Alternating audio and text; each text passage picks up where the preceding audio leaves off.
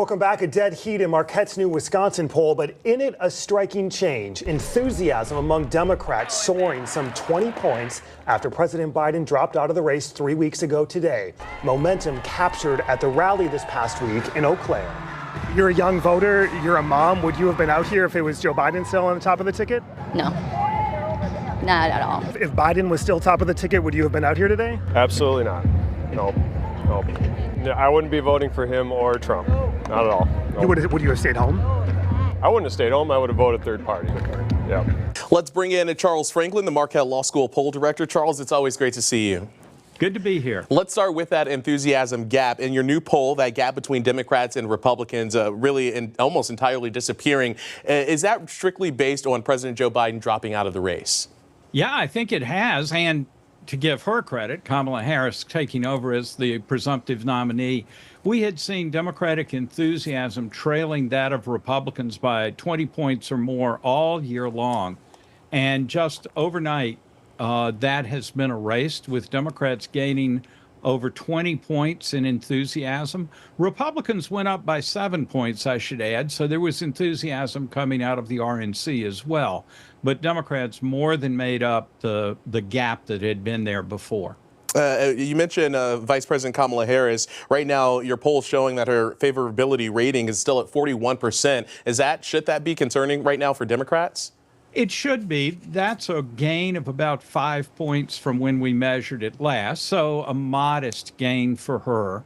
Her net favorability is just a shade worse than Trump's net favorability. Both of them are underwater. That is more unfavorable than favorable.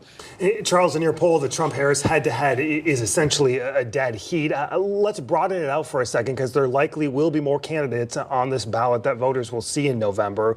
When you broaden it out among registered voters, Harris 45, Trump 43, RFK Jr. 8%. Who are these third-party candidates at this point polling from? Well, the other third-party candidates are getting just 0 to 1 or 2%, so they're not much of a factor. But Kennedy at 8 is getting a bit more of his votes from Trump and from Republicans, but also an awful lot from independents. But he's drawing very little from Harris. Kennedy's support has fallen since the spring from 16 to 13 to now 8%. Looking at the U.S. Senate race right now, Tammy Baldwin is leading Eric Hovde, 7 points among registered voters, 5 points among likely voters. From your vantage point, has this race really changed at all in recent weeks? No, in contrast to the presidential race, where there has been a lot going on, the Senate race has stayed between about a 5 and a 7 point margin for Baldwin.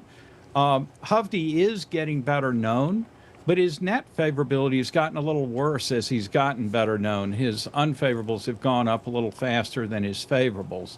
I think that Senate race has been in the shadow of the presidential developments for the last month or so. We'll see that really ramp up after the Democratic convention, I think. Big picture, Charles, on the presidential level. I mean, how close is this as we're now less than 90 days out? Yeah, I think what has happened is that we've restored a very close race. Prior to Biden dropping out, prior to the debate, it was a nip and tuck battle.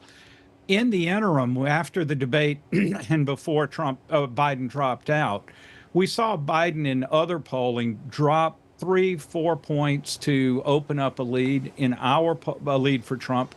In our poll, we asked if Biden had stayed in, would you vote for Biden or for Trump? And Trump led by 4 points on that question. So Harris neck and neck means a recovery from the low points before Biden dropped out. But it still shows a very close race that could easily go either way here. Charles Franklin, the Marquette Law School poll director. Charles, it's always great to have your insight and analysis. Thank you. Thanks for having me. Up next, primary election day, just 48 hours away. The hot races to watch. WisPolitics.com's J.R. Ross with his must-have list next.